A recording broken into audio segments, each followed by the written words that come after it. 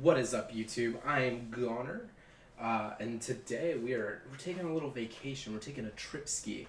We're gonna attempt to go around the world in 80 days, which is really gonna be more like X amount of time in this game.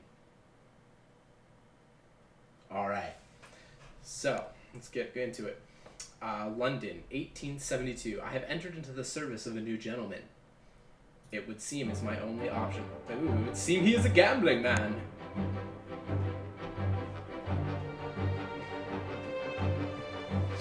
In association with Cape Guy. Directed by John Ingle and Joseph Humphrey. Script by Meg Jamth. PC Live Edition. This dream of reality. This inexpensive vacation I'm about to take. 80 days. Let's go. I'm hyped. Based on the novel by Jules Verne.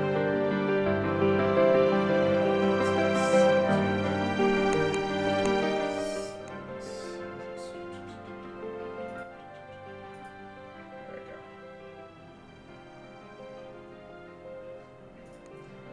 Alright, cool. Sorry.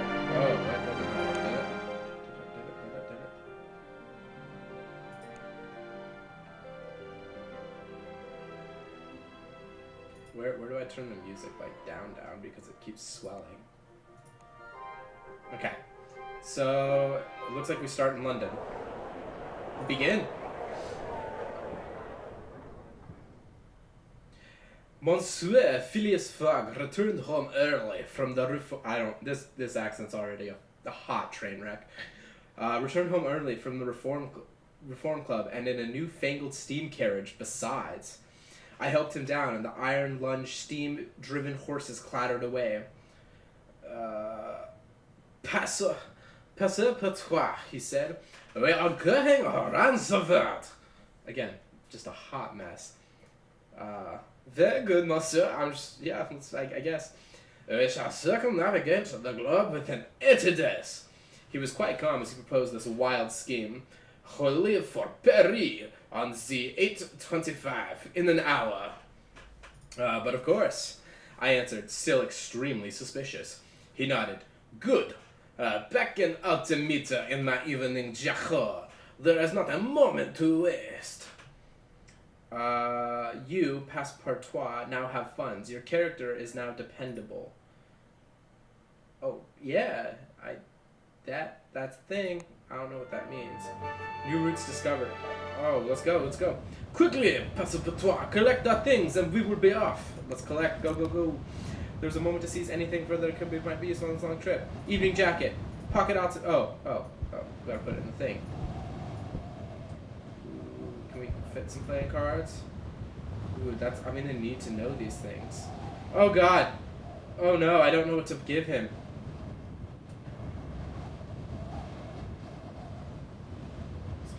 Oh no. What does this do? Part of air travel or 7. Oh god, I don't know. Alright, yep, let's go. Our completed Englishman's wardrobe should help us negotiate times of upper class journeys. Alright, let's do it. Let's go. Paris. Embark. The Amphitrite Express departs now. The guard's van has space for one suitcase. Done. Travel's promised to be a bearable route. Let's go. Let's do it.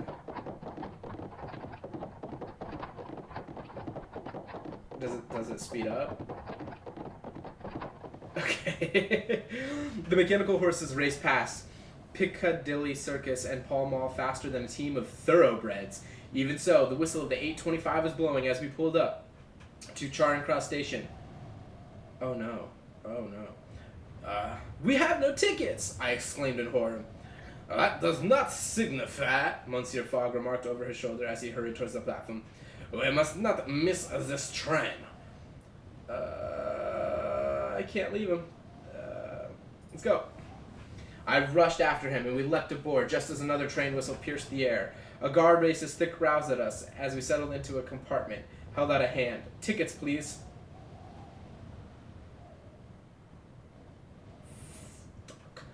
Oh no, we should have got tickets. I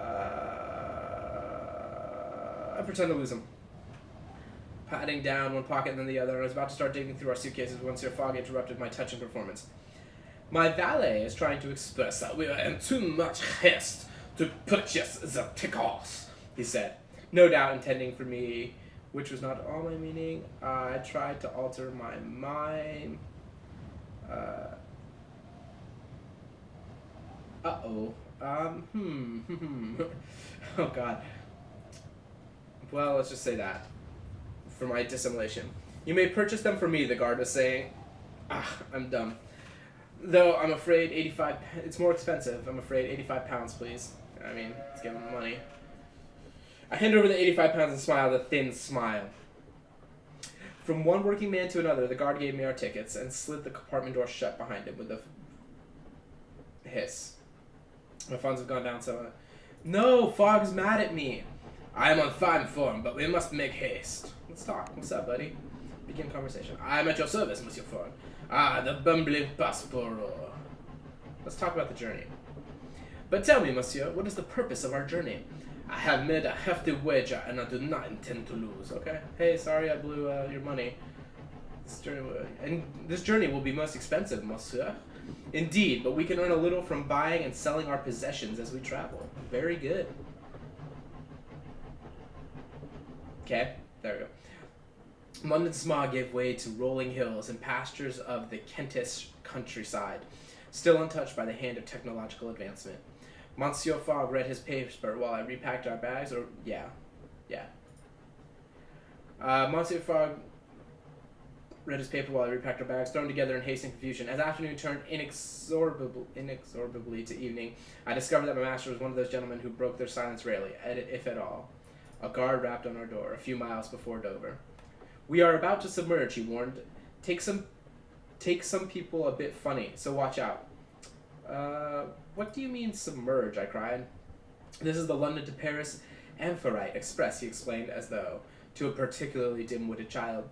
The submersible train? Talk of all the London papers? I must have missed it, I admitted humbly. Missed it, he said scornfully. Every inch of her has been examined and stamped with the artificer's seal. This is the world's only bathyscape locomotive. I want to see outside, yeah. I pressed my face to the window glass as the fins of the Amphitrite's wheels extended with a hydraulic hiss. Night fell, and we plunged past the end of the track into the freezing water of the English Channel. Relations with Fogg have improved.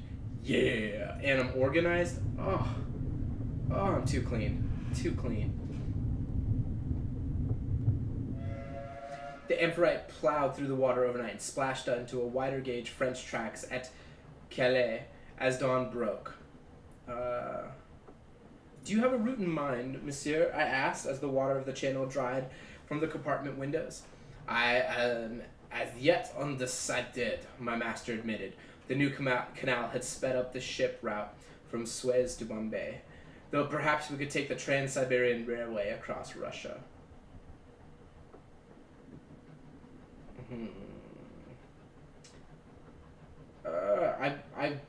I don't care about both. I would be okay with either. Surely not Bombay. I exclaimed. We shall certainly wilt in the scorching heat. Then we would do well to buy hats and linen trousers, he replied. There are other alternatives. We may also travel overland across, oh good lord, across the Black and Caspian seas. But which is the fastest? I believe, said he, that is what we shall put to the test. Parbleu, I scarcely knew what to think. We arrived at Paris Gare du Nord just after 1 o'clock. Automated porters lifted our luggage and then our persons onto the platform with long, delicately filigreed iron arms. Paris, city of my heart, I was home, but not to stay. You know what? I'm gonna turn the music back up just a tiny bit because I feel like it's. Oh, I did not mean to Google that. Okay, and back, and close. Okay, Paris. Yeah, not home to stay. New routes discovered. Oh boy. Ooh. It's a spicy little route. Oh, okay, this is the Trans-Siberian. Okay. So this is where we are. Ooh. Okay, okay. So we have to talk to people to figure out these things. I should have brought the thing to sell. Market, let's go there first. Extra suitcase is $10.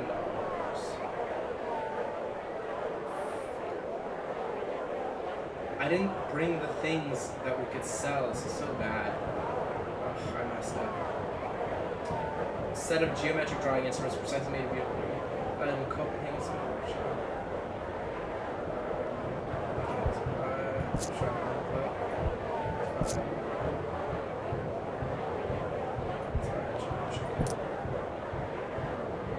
Okay, we're good there. Let's go back. Let's go to the bank. We must visit the bank, Monsieur Fogg declared. You have additional funds? I am a gentleman. They would extend me credit if I required, he replied. But do you suppose I put my entire fortune into a carpet bag under your supervision? Of course. I regarded the bank as we entered. It was a place of stone and shimmering marble floors, with beautiful windows, fountains, and plants. You wish to withdraw funds? We were told. I warn you, it may take some time. Oh boy, 1,000 tomorrow. We require £1,000, I said. The manager nodded. I will have to communicate with London first. Of course, he apologized. I should have a reply tomorrow. It seems, Monsieur Fogg remarked as we left, we have some time to dispose of. Okay, so we return tomorrow. And let's explore then. Oh, cool. Nice. We had a few spare hours. I asked Mr. Fogg if I might enjoy the city before we had to leave. Indeed, and you shall learn anything of note. Be sure to relay it. I nodded and headed into town. The talk on the streets was of one thing only: an enormous, elegant oval stadium, constructed upon the green fields of the Champ de Mars, and containing the technological marvels, art, amusement parks, and milling crowds of the World's Fair of 1872. I ventured inside. Yeah, I want to go inside and see if he has the thing. Or not the thing, but like I want to see if there's like planes or something there, you know. I ventured inside. An artificer was placing an arc light. I went west towards the airship hangar. Oh boy, what is an arc light? Let's talk to him. I wanted to go the other way, but I think this would be something different. Artificer was replacing an arc light which had burned out. She had disconnected the strange machine powering the lights. It had a spinning iron wheel, which was around a series of armature coils. God, I can't read. What is this device, Artificer? I asked politely, my eyes straying to the copper lily pin which proclaimed her profession. It's a bleeding noose. Wait. It's a bleeding noose. Is what it is. The artificer grumbled in a thick Yorkshire accent, which is not anywhere close to what I attempted to do. I don't know what a Yorkshire... These grab machines are finicky beasts, but higher pitched. Gram machines? I inquired. Well, it's a... Oh, never mind. She waved my question away. It's a steam engine, alright? Only it doesn't make steam. Will that do? I hate explaining this stuff to laymen. The harshness of her tone was belied by her gentle touch. As she unscrewed the arc's globe of enameled glass and replaced the carbon rods within, she reconnected the supply, and 10 yablaka candles connected in series lit up once more. They are miraculous, I breathed. The artificer snorted. Their hard work is what they are. Miracles indeed. But her mouth softened into a small, proud smile. She looked at her pocket watch, cursed, and hurried off, dropping something as she went. I hurried after her to return it, and she thanked me. My medallion! I'll need that to get lunch from the canteen. Thank you. I bowed in return, and she giggled. Stop that. You'll make me blush. She rubbed the coin thoughtfully. I was given this for my work in Istanbul, you know. I made a very special automaton. I think it works as a driver now, on the roof up from Izmir. I think that's right. An interesting tidbit. She smiled. We artificers go all over the world, you know, she declared. How about that? Then she bid me farewell, Avenues sprawled in every direction between the inviting illuminated pavilions of the exposition. It was grilled. They took a stroll down the Avenue of Nations. Yes, let's go to the airship hangar now. I went west towards the airship hangar, past a booth with a husband and wife pair selling a panoramic hot air balloon rides to eager tourists.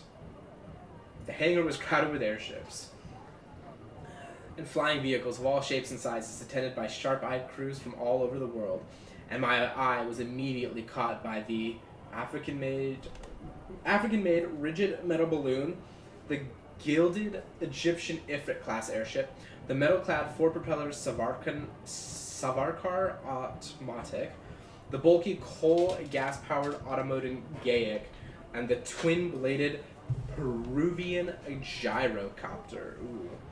I kind of like this Egyptian gilded thing. It painted all over with stylish poppies and feathers. It resembled nothing more than a vast flying sarcophagus. Dang it. I prefer to have my feet on the ground, I concluded to an exhibitor who shook his head. Soon enough, a trip to Istanbul will take 3 hours or less, he replied. Soon enough, the Orient Express herself will seem old-fashioned, and she's being built. Perhaps one day, Monsieur Fogg and I would find ourselves flying in such a craft. I returned to the exposition center, and my thoughts turning to the clouds and engine rotors. Crowds of tourists jostled and heaved past, their eyes wide with wonder.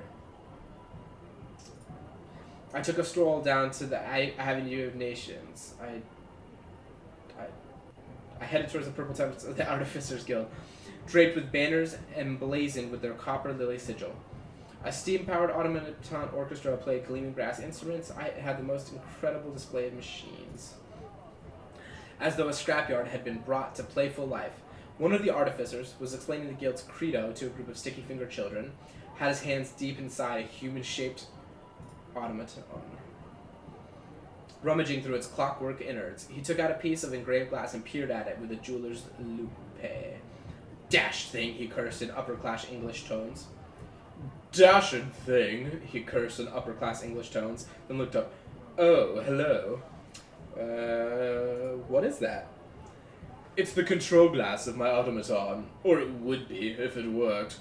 This one's meant to be a cook, but can't even fry a chip.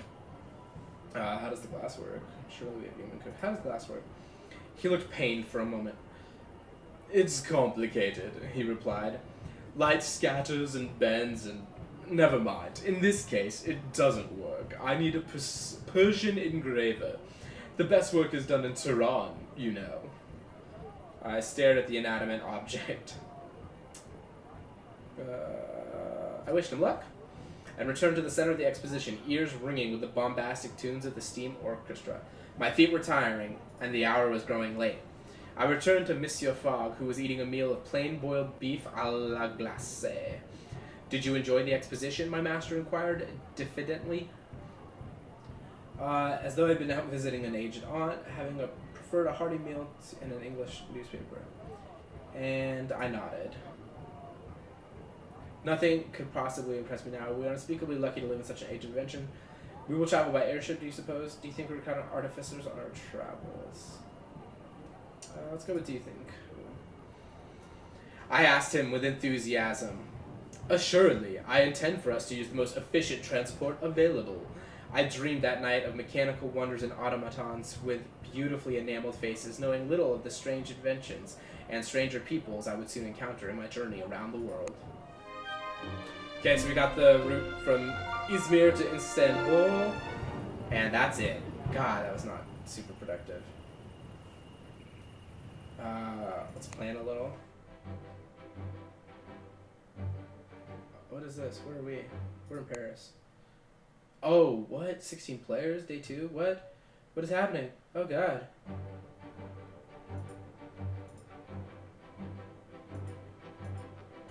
I don't understand what's happening. I don't know what these are. Let's go back to Paris, where we were. Well, we need to wait a day, so let's go to the hotel. We'll pass the night here. And so the night did pass. We took a hotel for the night. We will be comfortable here, Monsieur Fogg remarked, but traveling overnight will often be more efficient. Oh, okay, cool. So we must board the longest journeys available.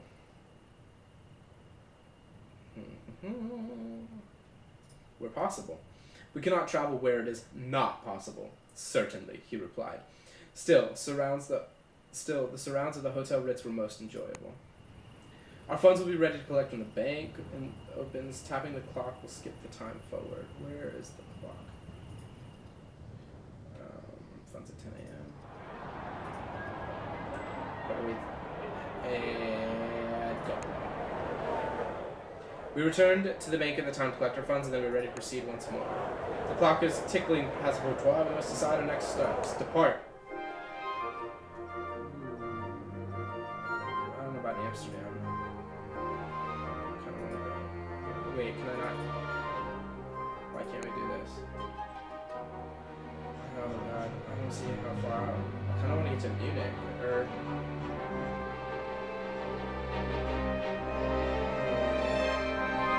Actually, let's go up to Amsterdam and then see if we can work our way off Warsaw and Minsk.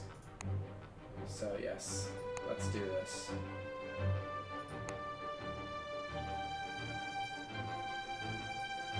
Embark. Oh my god. Oh my god. Ah! Okay, yes.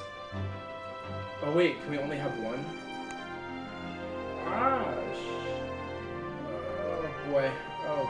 Not good. Open luggage.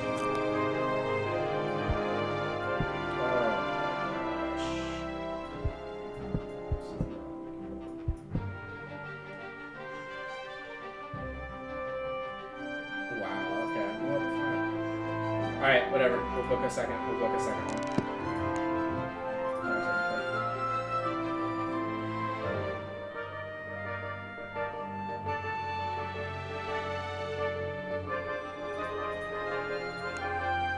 what do you want me to do?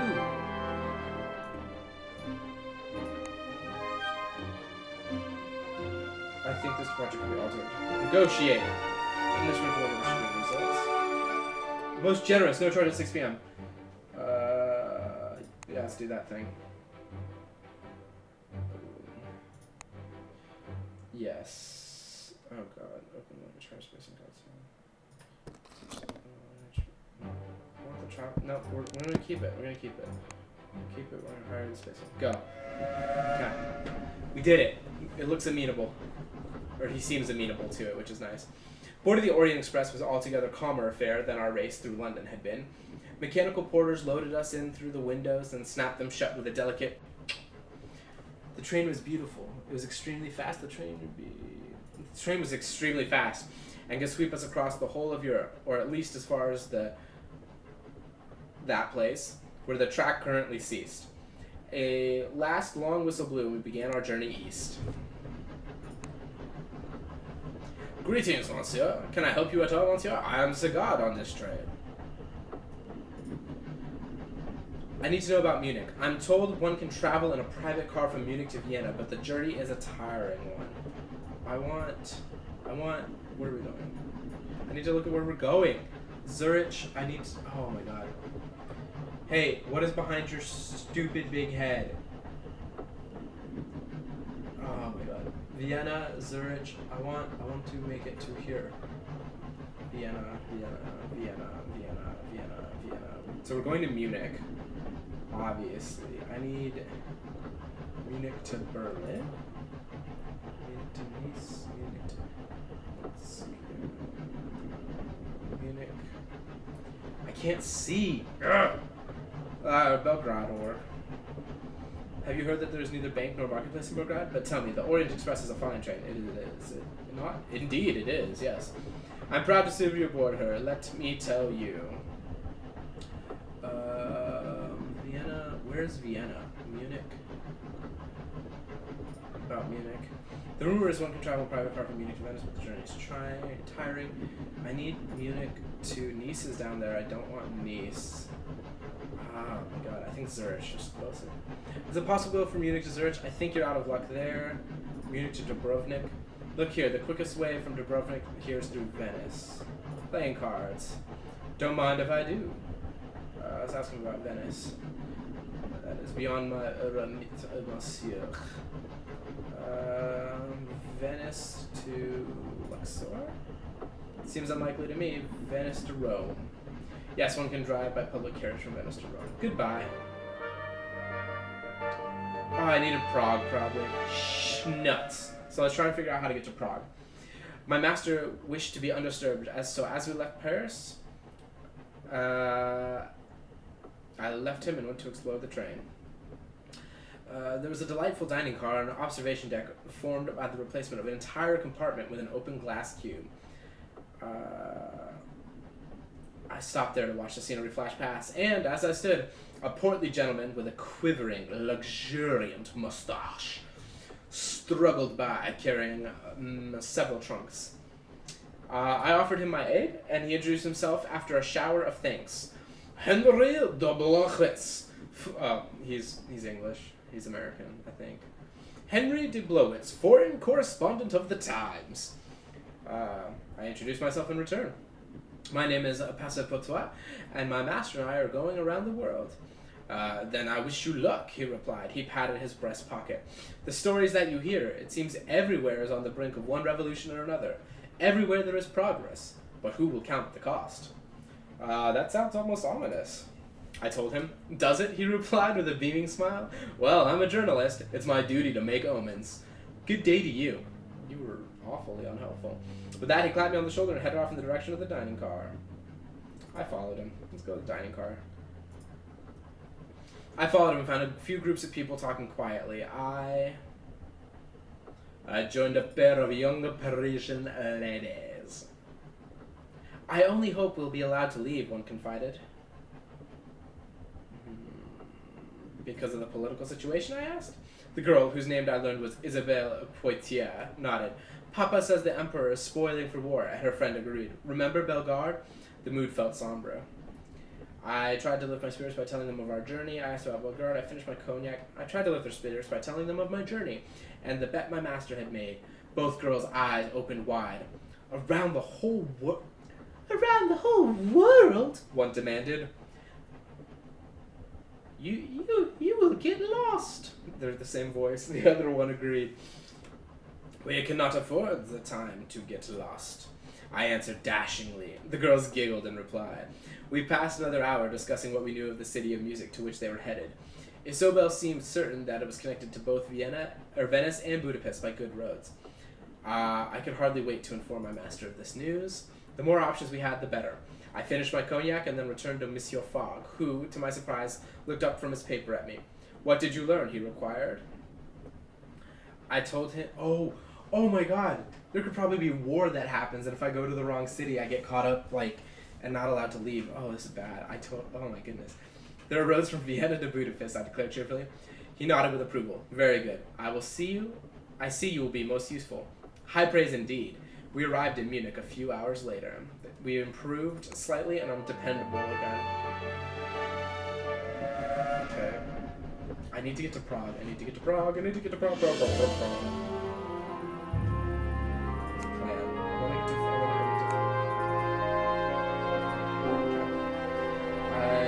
to figure out how to get to Prague.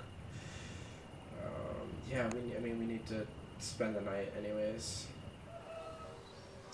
The Franco-Prussian War had concluded but a year previously.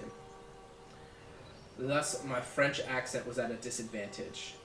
During our short time in Munich, the concierge of our hotel was most suspicious when I approached the desk. I did not care for politics myself. What was the enmity of nations to me? Still, in order to avoid any untowardness... Yeah, I'm just going to avoid it. I spoke as little, affected a Viennese accent. Just spoke as little as possible during our stay, and tried to adopt a Germanic rather than francophone expression to match, with perhaps mixed success, if Monsieur Fogg's faintly quizzical looks were any measure. Cool. Let's explore. Oh, I can get to Berlin. That's cool. There was a little daylight in Munich, sky surrounded stream, and oil fumes from the tractors and hydraulic excavators in the street. The pace of the industry, I couldn't return to the city cafe. Workers shouted to each other over the din of construction, while the more fastidious citizens wore dark cloaks over their finery. I brushed a few specks of dirt from my collar, absent-mindedly, far more intrigued by the gleaming machines remaking the city's skyline. Rumor had it that this work was the doing of the Bavarian king.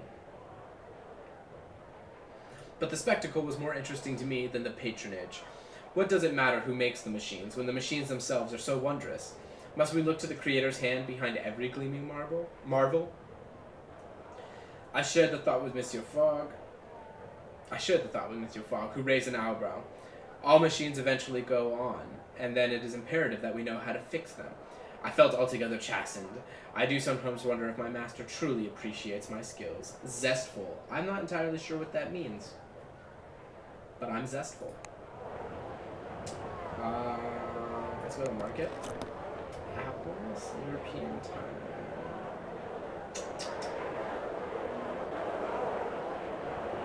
We're about to head.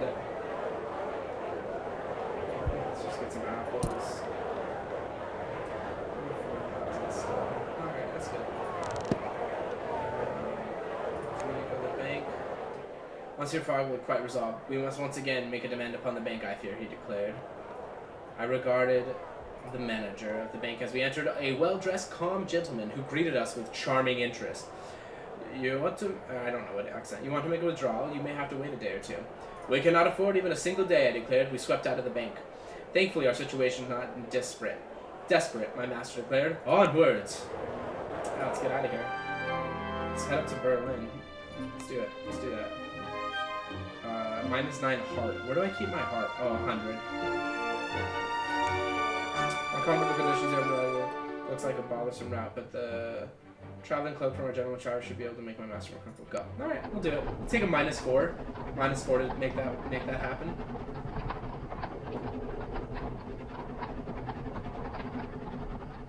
We crossed from Munich to Berlin in a patched steam carriage. The smoke pumped out the back through a tall iron chimney, leaving a soot-smudged wake which trailed behind us like a flag. Our driver, Christoph, could not stop talking of his father.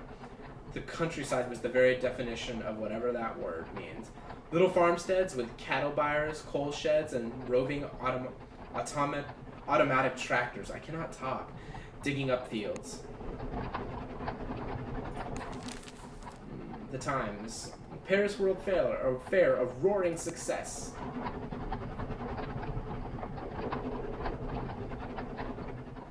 We were on the outskirts of Berlin when a shadow fell over the steam carriage. Christoph blanched and crossed himself, taking his hands off the wheel. I looked up, not knowing what to expect, but the sight greeted me, almost defied description. An Ottoman Geiek-class airship hung directly above the steam carriage, low enough that I could see... God, a pirate? A red-jacketed woman swinging from a trailing rope ladder and pointing towards us with a wild grin on her face.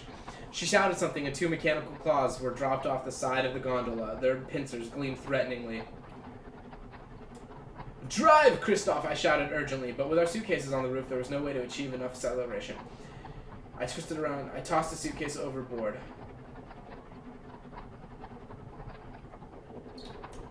I'll fight. I twisted around to see an arm as it swept past my cheek and clamped into the metal chassis of the car. We were swept off the road. Then we were hoisted upwards. Christoph's prayers grew louder and more desperate, but Monsieur Fogg merely looked out of the window as we were hauled onto the deck of the pirate airship. Perhaps we can turn this to our advantage, I suggested to my master in a hushed tones. These pirates have an airship. He glanced at me with cool approval. We are of the same mind, Pt.1, he said. 2 muscular crew members pulled us out of the carriage and onto the deck as the red-jacketed woman climbed over the side nimbly. She examined us with dark-eyed intensity before breaking into laughter. An Englishman, a Frenchman, and a Bavarian, she shouted. It is like the beginning to a terrible joke. We are no joke, I exclaimed in affront. Nor is piracy. I am Bahai bint Qasim, and this is my ship at the Canavar. I have little interest in your passengers. All I want is the part from your steam's carriage engine. An engine part? I exclaimed. Why do you not simply buy one? We are pirates, Captain Qasim replied in wonderment as the crew fell about laughter. Really, you are too precious. I had decided to...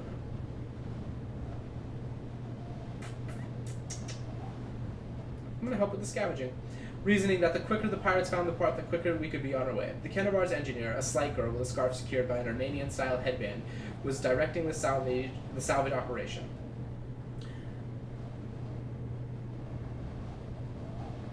I smiled. I introduced myself to her smile, but she only pulled her scarf more firmly over her features and turned back to the chassis. A discourteous lot, these pirates. I peered at the engineer more closely. My curiosity piqued. Her gloved hands were deft, and as sure as she decoupled and unscrewed, but there was something strange about her movements. Something too precise. Her scarf slipped, and I saw that her eyes were not eyes at all, but carved green jewels, and her flesh was not suntanned, but burnished bronze. You're an automaton. I stared at her in mute shock. I don't want to do either. They're both rude. Is there one of these things where I don't be an asshole? You're an automaton, I exclaimed before the words had left my mouth. I found myself shoved to the floor with Captain Kasim's wickedly curved scimitar pressed to my throat. Foolish boy, she whispered, drawing a droplet of blood with her blade. You are too curious. I saw nothing! I gasped desperately. I swear to you, Captain, I saw nothing.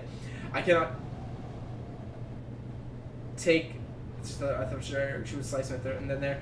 Instead, she bound all of us up and tossed us in the brig. Relations with Fogg have strengthened slightly. So he liked me for that?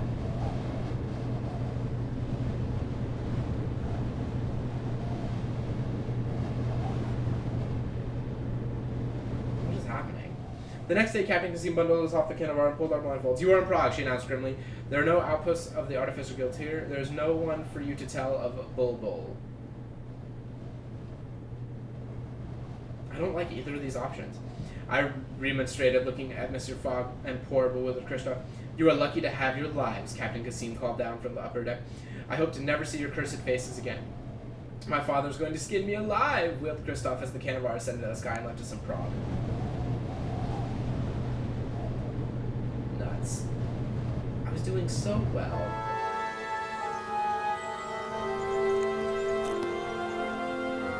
How do I sell stuff? I don't have the geometry equipment.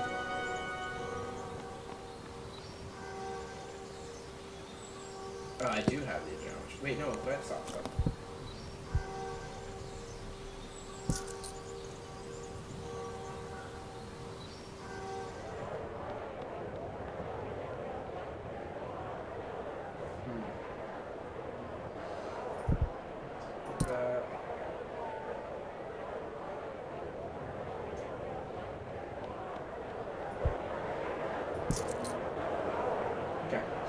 That. Let's explore.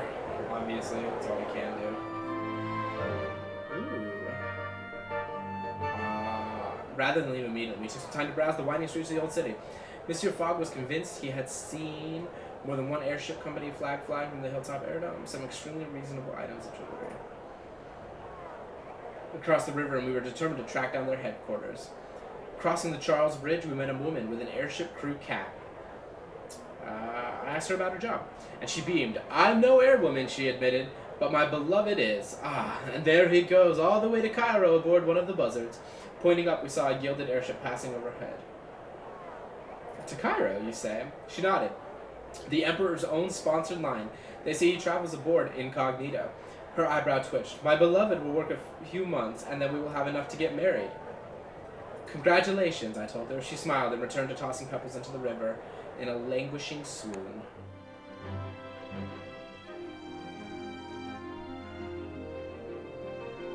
Damn.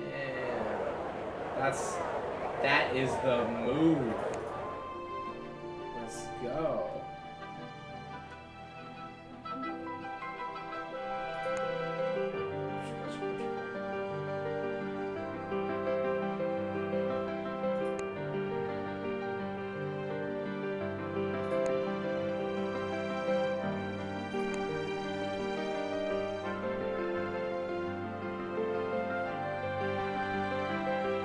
That's more expensive.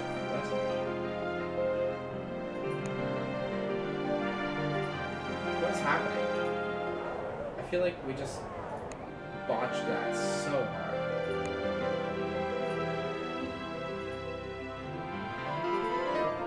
Okay, I want to just take this one to Cairo. Let's do that. What does he say? What does he say? Okay. So I guess we just have to hotel it. We'll pass the night here, blah, blah, blah. Standing beneath the astronomical clock in Prague's bustling square, it was easy to believe that we were standing in the center of a town of great artificers, all engaged in creating wondrous works in mechanical marvels. But despite the clock's ingenious prognostication of the weather, the position of the stars, the good fortune of the observer, and even a dial which declares the eye color of the person on your left, it was impossible to know what stood on either side of it. Well, I chose to try. Armed soldiers do not intimidate me. Monsieur Fogg glanced at his pocket watch, then back to the great dial and gave a gentle snort of derision. Something is wrong, I asked. You might say that, he replied, with an expression of, was it satisfaction, on his usually immobile face. The clock is 3 seconds slow.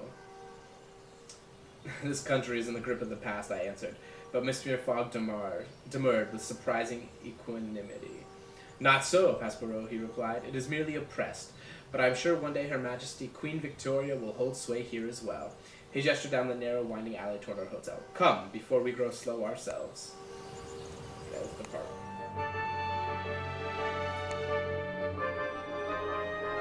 Let's go.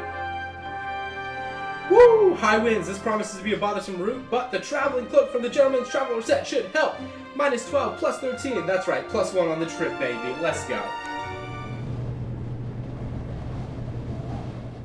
Making our way to the airport, we found the buzzards mentioned by the woman on the bridge. We boarded and found our seats. These were provided with safety straps, which we dutifully used, and wisely too, as when the vessel took off, it rocketed into the sky with hammer-like force that pressed us into our seats. I do believe Monsieur Fogg beamed with delight. Here was a discovery which could do wonders for his calculations. Is this grooming him? Do I groom him? Thank you, my good man. I feel better. You're welcome, dude. Anything to help you out. The first day was reasonably quiet aboard. I spent my time talking to an elderly couple. I just paid attention to you, dude.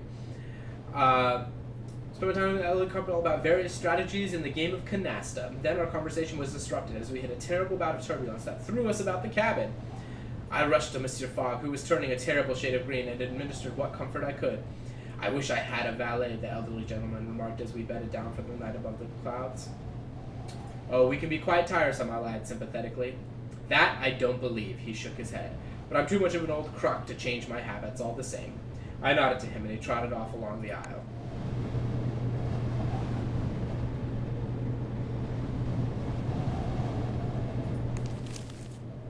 Oh shit, he's in the newspaper. That's not good. Awakening several miles up in the air was a strange experience. Perhaps it was even so for birds who sleep on the wing. Still, one must not complain. I awoke half an hour before my master and went to collect some hot water from the boiler room so I could shave him when he awoke. With such matters to attend to, I passed the time waiting on my master's needs, and he perked up rapidly. As evening settled in, the crew lit the gas lamps set into the ribs of the ship, and a long queue for the single bathroom began to form.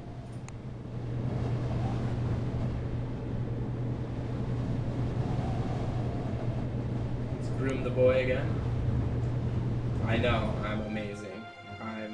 Oh, no! No, make it to Cairo. What is happening? We must have flown overnight at an incredible speed because by morning the captain was already able to point to the coast of Africa approaching.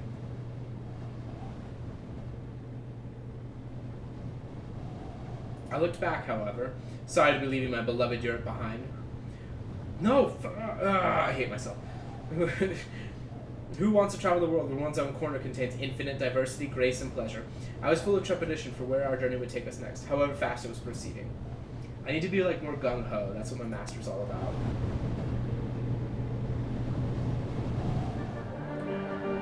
The pocket altimeter should be quite valuable.